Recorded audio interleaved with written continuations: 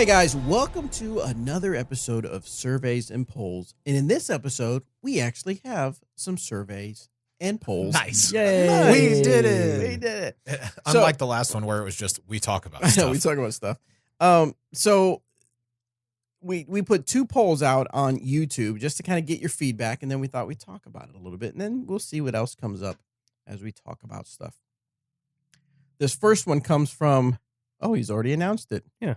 Oh, so if you are if you listen to episode 206, is it 206? 206, you'll know that I talked about Danny Lindahl has been hired, and Eric just showed me that he announced it on his Facebook page. So we're super excited about that. Sweet. Back to the questions. No, back to the question for you. So this one was put out on YouTube channel. Which best describes you on the teepad when it's your turn to throw? 1, I take my time, maybe too much time. I step up and throw without a second thought. Or 3, I don't take up any more time than anyone else. I think the majority of people said the last one. Yeah, I mean that's kind of an average thing. Right. But I feel like there's lots of slower people in general who picked that one because they're not the slowest person they know. Yeah. I promise that's what happened. It was pretty close for the first two. So 77% said don't take up any more time than anyone else. 14% says I step up and throw without a second thought, and 10% said I take my time, maybe too much time. Right. But the thing is, nobody wants to admit that they're a slow player. Very few people want to admit that, because there's a stigma attached to that. What's the stigma? I mean, here's Drew that he had admitted it in the sense that he put his name to it and put a comment. He said, Sure. Even on courses I know well, I make sure I'm lined up for where I want to throw, and that I know what angle and how hard I'm trying to throw. I'm much more consistent since I've started to do this. So maybe taking a little more time makes him feel that he's a little more able to throw much better. Sure, that's totally possible. It's just like you don't ever hear people annoyed at fast players unless you're somebody who's broadcasting and you can't catch up to where they are in time to film them. You do hear people complain about slow players. So yeah. I just don't think that there are a lot of people who'd say, yeah, I'm a slow player. Dakota says, I don't take up any more time than I should or than anyone else. I try to take up as little time as possible while still making sure to pace myself and plan a correct shot. At times, this is challenging because sometimes I just want to fling some plastic. And I don't know that I get when I play, it's not so much that I just want to get up and fling some plastic, but I just want to get up and execute. And there's times I don't stop and think about the wind. I don't stop and think about, I see that one tree, but where's that other branch that's sticking out that I may have missed? I mean, what does go through y'all's head when you walk up? Are you like literally going, wind is hitting me, headwind? The last person just threw. He threw a trespass and it turned over a little bit. I mean, don't make it sound so much like a robot for those of us who are analytical. Okay. I know, but I mean, does that literally what happened? You literally go through all those steps in your head, or how does that? Not for me. For me, it's.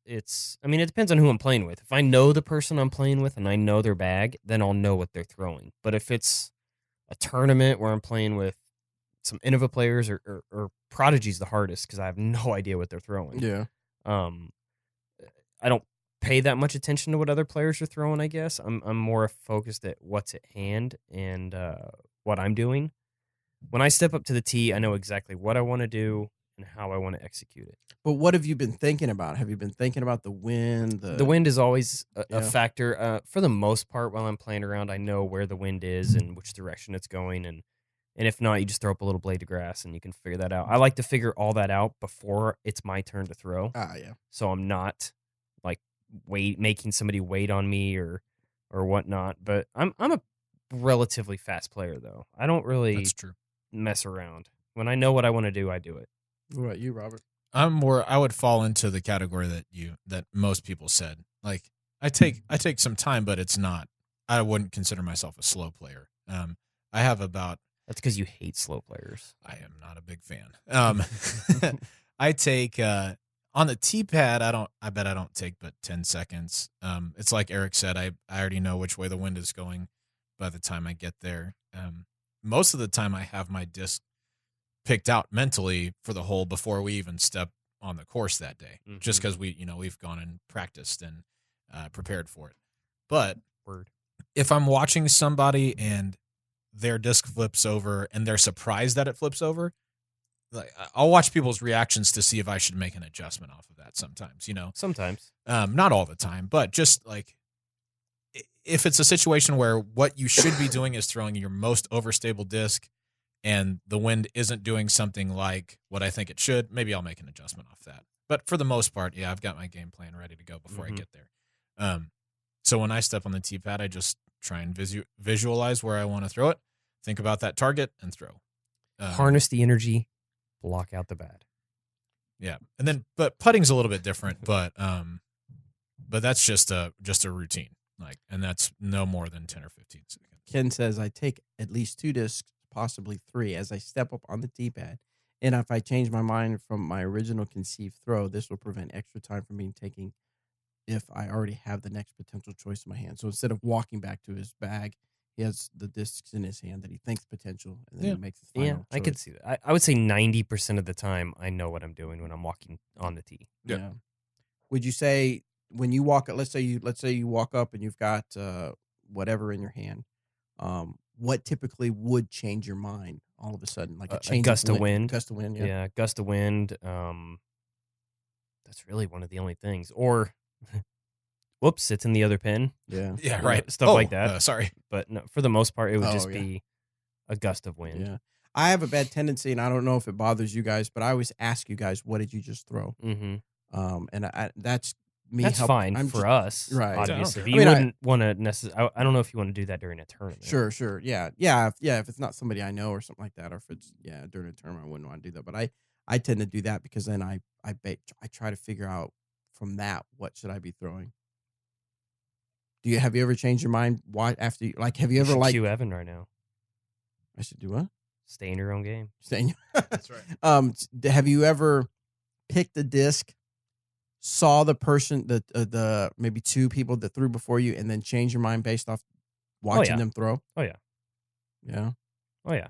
But a lot of that was probably due to how the wind affected the disc, or Yeah. maybe they came up a little short, or they threw OB and I want to get a stroke on them.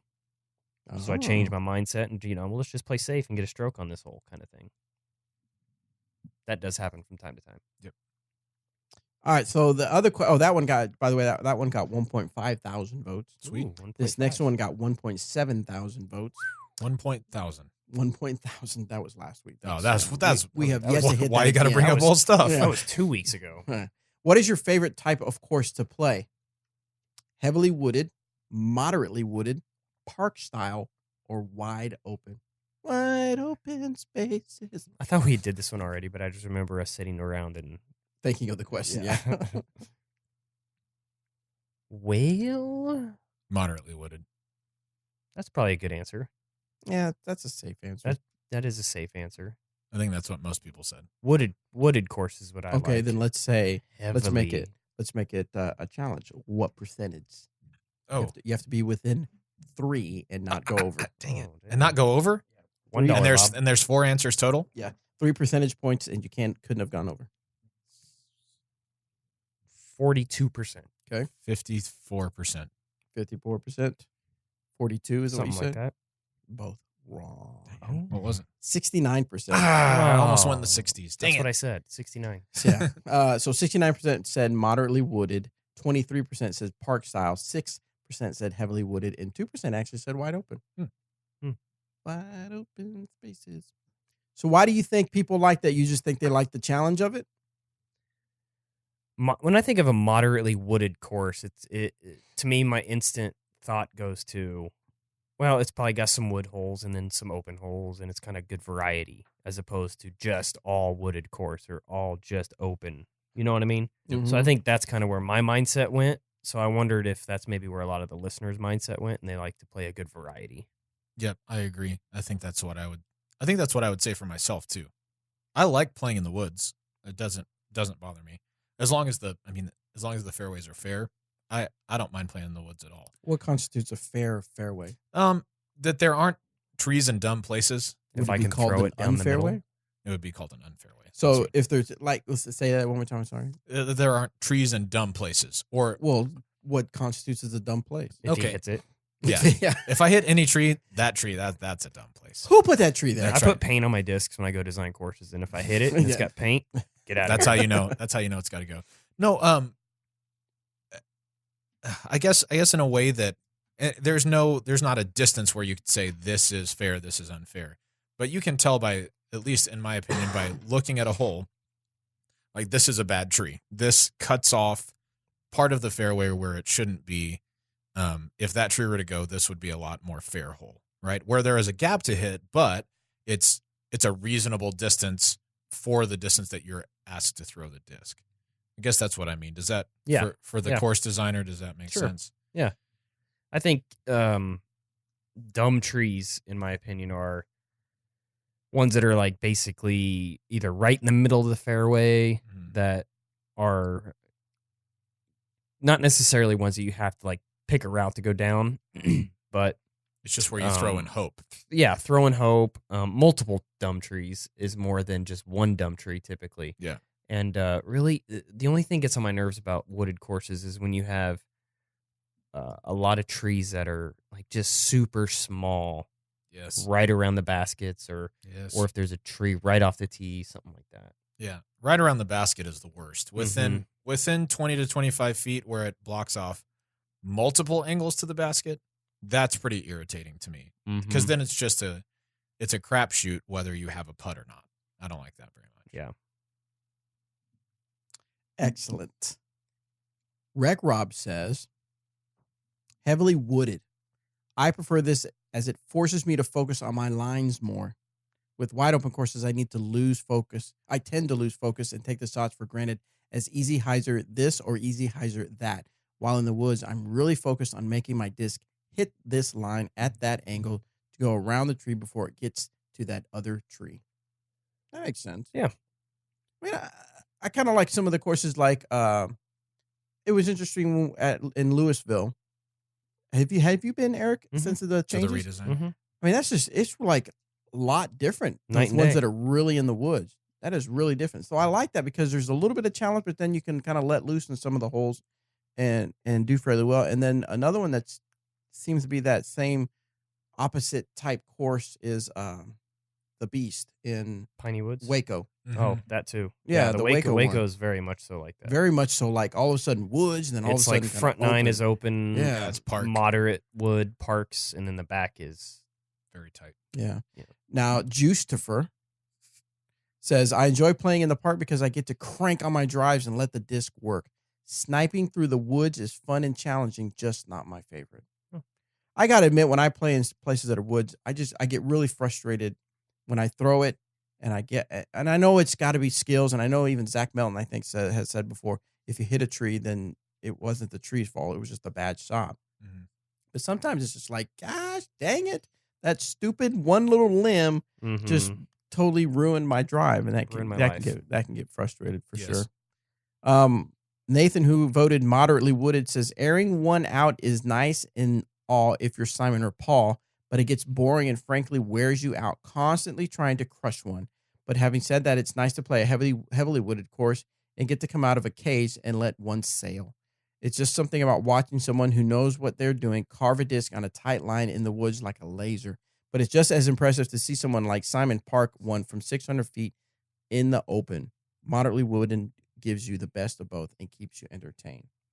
But what about it? Which tournament was it? The 18 is like a 550-foot hole, and Simon just parked that through the woods. Do you remember that's what that was? Pittsburgh. It's just nuts. Yeah, like the dumbest shot I've Hole ever 18 seen. at Moraine. Yeah. Yeah. So it doesn't have to be one or the other, my friend. That's true. He can park it at 550 or 600 woods or not. Yes. But yeah, I agree. Which is a fair fairway. Yeah, that is a fair fairway. Like it's tight, but there's room for the disc to move. Yeah. But that was an unbelievable shot. Excellent. All right. Well, if you guys want to be part of our polls, go follow us at youtube.com/dynamicdiscs. Subscribe. Make sure you hit the little bell so that the little lines around the bell so that you'll be notified anytime I post stuff. There's a community section where I'm going to start posting pictures and hopefully it'll start letting me do stories type stuff. They're gonna call it reels. Everybody's On doing YouTube. stories. Everybody's doing stories. They're gonna call it reels on YouTube, and it's gonna be somewhat similar to what you see on Instagram stories and Facebook stories. But we're gonna have a lot more fun with that on YouTube as well as fun stuff on the other channels. Before I let you go, before I let you guys go, I want to know your opinion on the latest PDGA change. Five fifth rounds? round added to Pro Worlds for 2018 beyond. I mean, they make it sound like this is some this has Groundbreaking. never been done before. But So for some backstory on for our newbies out there, Worlds used to be 7 rounds, marathon. and it used to be a marathon. It used to wear you out, and a lot of people felt that was a true test of a world champion because you not only had to play well, you had to play well consistently over 7 rounds. And then just last year was the first year? No, the year we ran it, we did 5. We did 5, and then it went to 4. Last year was 4. Last year was 4 straight up, no finals. Yep, just 4 rounds, like any tournament. And then this for 2018, they're taking it back to a 5th round. So what are your thoughts on that? I'm torn. I like marathon golf too for a world championships, just because it's kind of like tradition. You know, it's the way it's been. When I won my worlds, it was marathon golf. We played, I think, 7 rounds. I played 7.5 rounds for that one. I liked our year at Worlds personally in Emporia when we did the 5 rounds and limited it to 2 courses. I like that a lot better than having to go and learn a whole bunch of different golf, bunch of different courses. One year in Santa Cruz, I think it was, we played 3 courses. I think it was 3 courses, and it was 4 rounds, but they were 4 rounds of 27. Oh, wow. Something like that. So that's a lot.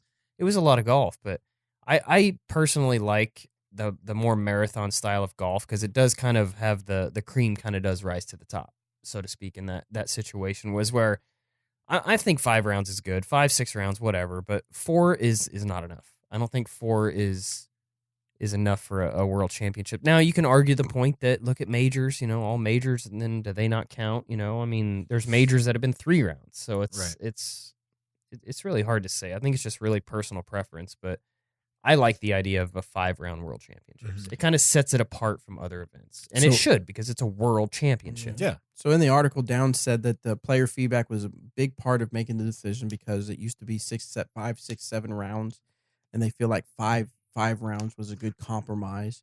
But they are going to have a cutoff. They're going to cut the field after round 4. So That's 5th round what we will did in be. Emporia. Is it typically 50% or of the field, or how do they? It's usually 50% or It depends. 40%. Sometimes they do. Sometimes it's straight onto the cut line. Yeah. Make the cut, get Yeah. paid. Yeah. Sometimes they do that. Yeah. I think ours was 50%. I don't know. I don't know either. I made the cut. I did not.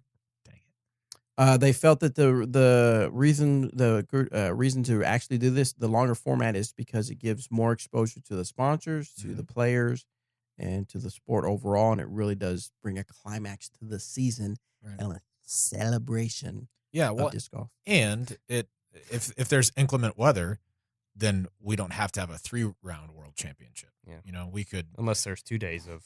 that would suck. Yeah, we could cancel or postpone a day and still be fine. Yeah. Well, didn't they do something else? Another rule about that about the next day, Sunday, could be played. I think they said something about at it. Worlds. I don't know remember. if it was. Anyway, I am super excited for Worlds this year. Yeah. Are you going? I believe so. Okay. Vermont is beautiful. Mm-hmm. The courses look super cool. Yeah. And just the place that you're at is fantastic. Yeah. Super The Northeast fun. is just great that time of year too. I think it's in September this year. Is that Mhm. right? It is, That's crazy too. The fact that how late in the year Worlds is this year, when last year it was June or July, like whichever. May. No, I don't know. It wasn't May. I think it was July, March. but I don't remember. January 1st. I know that Oakley and Tina are getting married the weekend before in Nantucket, Mhm. and then Worlds. Oh. It's cute. So I wonder if that messed up anybody's travel plans. if they'd already like booked hotels for a full round day, and all of a sudden. Oh no, I assume they were going to be getting there plenty early to practice. Yeah, that's true. You have to assume, right? I don't know. I mean, you know what assuming does, right? No. Makes you wrong. then sometimes you're wrong and sometimes you're right. Sometimes you're right. So That's what people say. That's the phrase. You It's know, about 50-50. Yeah. 50-50. yeah. What did you guys watch the SpaceX Falcon Heavy test flight? I saw What? a picture of it on Johnny V's. I don't know what you're talking about. What? NASA. Yeah. No, not NASA. Oh. Don't. Elon Musk. Nope. Privately owned company Oh, I did see that. puts a rocket in space. I mean, that's cool. That's amazing. Yeah. No, That's expensive. yeah, it is. I don't know. Elon Musk doesn't have that much money. I don't think it's so. not. So if you guys don't know, I haven't even been following it much until I saw it yesterday, and then I kind of did a little bit of research on it. So it's the most powerful rocket ever launched Okay. Ever. It's pretty thus cool. far. Yeah. Okay. They had obviously it shot up into space successfully. Oh.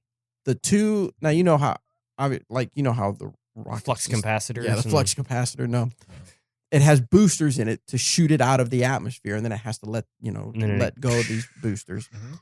Well, what's unique about this one, as I understand it, is that the boosters, they're going to be able to reuse them Oh, that's cool. to try to save money and try to help and stuff. Reboost them. They literally disengaged and landed back on Earth, and they showed it where literally the boosters were flying back to Earth, and then they turned around, and then the boosters slowed it down, and then these three landing gears came out, and we literally watched it Wow. just set right onto the ground. Like It an was- alien spaceship. Yeah, it was amazing. It was That's just super really cool.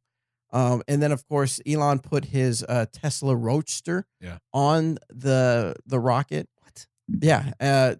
From what I read is that typically when they do a heavy load test is so that they're trying to see how much this rocket can withstand. In fact, they even put it through a test of how much force it will be put on Mhm. the actual spaceship, or whatever you want to call it, rocket. And they typically put concrete or something on there to give it a load. Yeah. Well, they put a Tesla on there to give it the load, Wow. and it has an astronaut on it, and they call it Starman. And you can actually, if you want to go to YouTube or Facebook, you can see live video of it showing the Starman and the Earth behind it. and So stuff nobody's like that. in there. Nobody's in there. It's unmanned. Why didn't he pay me? I would have You would've so done- gone on that trip. Where are they going? They're right now. I don't think this one's going to Mars. I think this was just a flight to go up. I don't know how many times it's going to orbit the Earth and then come back. But according to the website, by 2020, they want to have a unmanned rocket go to Mars. By 2024, they want to have a crew that goes to Mars and starts investigating and researching to have people live there, to colonize Nuts, it. man. Isn't that? Yes. That's like future stuff. Yeah, a little bit. But isn't that like a couple days trip, right? I mean, I think can't- about that. I- Like They will for sure have to make pit stops. they will have to pull over for gas. Yes. It's to go potty. Yeah. That's right. Man. But if you go to their website and it's called the whole project, or part of the project, they're calling it Making Life Multiplanetary. What's wrong with my news feed?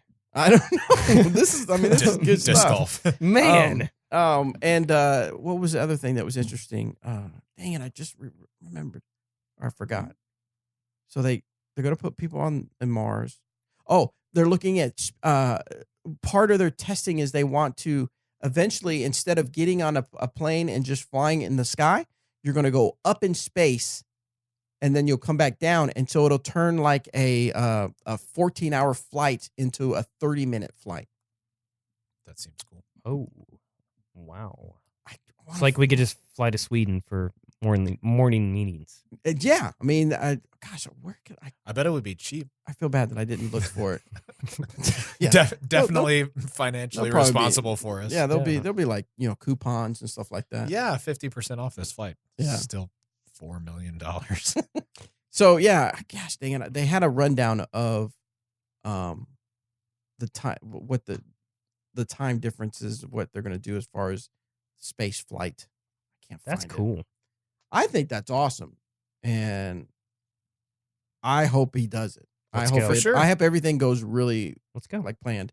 And so when you said NASA, the reason I said no is because that's kind of the thing is that although NASA is Slacking. consulting Yeah. them and helping them, and Oh. of course they took off from Cape Canaveral and they had all kinds of it's not like a rogue thing. They had all kinds of permission, but it's a private owned company. It's not NASA, which is government, who's funded all this. It's pretty crazy. So there's like no limits. So there's no government anything telling them they can't do it or something like that. So If they opened up the option for you to go and live on Mars, would you do it? wow, I would seriously consider it. Yeah. I mean, Right that's now? like future stuff, man. That is like Futurama. I'd like to start a podcast in Mars. What's it like living in Mars? They don't have the internet in Mars. I'd vlog okay. from Mars. Man. What's up, But guys? it's just Second you. day here on Mars. It's just Guaranteed nobody ever sees this. it's just you and Sebastian. Me and Sebastian. But I mean, You don't would- get to take everything Sue. would be first. Yeah. I'd be the first guy with a French bulldog on Mars. You'd be the first guy on Mars. I'd be the first guy on Mars. I'd be the first bald guy on Mars. That's crazy, man. I don't think I would want to. Oh, here we go. The price of Falcon Heavy, which is the one that took off yesterday, Mhm. $90 million. Yeah, there you go. Sounds about right. That's not too bad. So the first one was $62 million. That was Falcon 9. So what about that trip to Sweden that we were talking about? You got the 90 million. I guess we don't have to build a rocket. We can just rent time on it, right? I think that's how those work. Like a timeshare. Yeah. Bunch of people try to offload their timeshare for Mm-hmm. rocket ships. So Yeah. We need to go to Sweden today, so let's just pay our 4 or 5 million and we'll just go. Well, I get like travel bonus points, like that you That can I could redeem use this. first. Can I- your Can first I- trip, you're going to get 1 million points. Can I trade in my Southwest flights for this Yes. flight? You can redeem them for like spa days. That'd be sweet. Nice rewards, things like that. Oh, but you have to check the blackout dates. That's right, definitely. Oh, man. God, that's crazy. So, Dan, I wanted to find I'm that, interested. But I can't. There's a podcast I listened to a little while back called We Have Concerns, and it's two just I guess they're comedians, but maybe they aren't. They're funny, but they just talk about things like this, right? So one of the ones they talked about was there was like a big old mech that somebody in North or South Korea had made. I don't remember, that they were selling like for a couple $1 million, and it's one of those suits like you could crawl into and control, and Oh, yeah. it's not a robot. It's like it's something you control. It's I'm sure they'll do an episode on this, so I'll have to check that out. Nice. The objective for the first mission will be to confirm water resources and identify hazards, along with putting in place initial Bridges. power, mining, and life support infrastructure. A second mission with both cargo and crew is targeted for 2024, with primary objectives of building a propellant depot and preparing for future crew flights. So basically, when you're taking that trip, you're not going to set foot on Earth again. I would imagine those people, yeah, you're not going to see family for a long time. But can you imagine you would live in history as the first first people to be out there? Here's what I found. You guys all want to do this? Us three? No. Earth to Earth transportation. BFR, most of what people consider to be long distance trips would be completed in less than half an hour. In addition to vastly increased speed, one great thing about traveling in space is there's almost no friction. So a flight that would from London to Hong Kong that typically takes 11 hours and 50 minutes, 9,648 kilometers distance would take 34 minutes. Wow, that's crazy. I would do that for sure. That's 34 minutes to travel 9,648 kilometers. How many miles is that? Twice that much? No. What's not kilometers to quite. miles? I don't remember. Not quite. Let's figure it out. It's like Like 5. What did I say? 9,000, 960, 96, 48, 5,995 miles. Jeez Louise, that's crazy. All right, we are talking about nothing that has remotely to do with disc golf. So it doesn't matter. We'll let you guys go. Thanks so much for listening. We'll get some more surveys and polls out there so you guys can participate. If you want to learn more about the space program, and join up and be an astronaut, you can go to spacex.com, SPACEX.com. Elon Musk, if you happen to be watching, we want to go on the first trip to Mars. Yes. Let us know. We'll set up a disc golf course. Dude, We I'm will down. give you I will free design a disc golf discs. course on Mars. Would you design a course on I would Mars? design a disc golf course on Mars. How do you think discs fly up there? I wonder what the numbers would be. I bet they have a lot of glide. How hard do you think it would be when you're wearing your spacesuit with these huge gloves because no oxygen, or at least limited oxygen? How hard would it be? We to throw think we these? have issues with flight numbers now, and people disagree. Imagine when we have them on Mars. People are going to be like, "Is this the flight rating for Mars or Earth?" Yeah. Well, you have to have a little M or an E on the An disc. M, yeah. This has a glide of 70 because Mars. 'Cause Mars. All right. All right. Thanks. Well, see you later. Bye.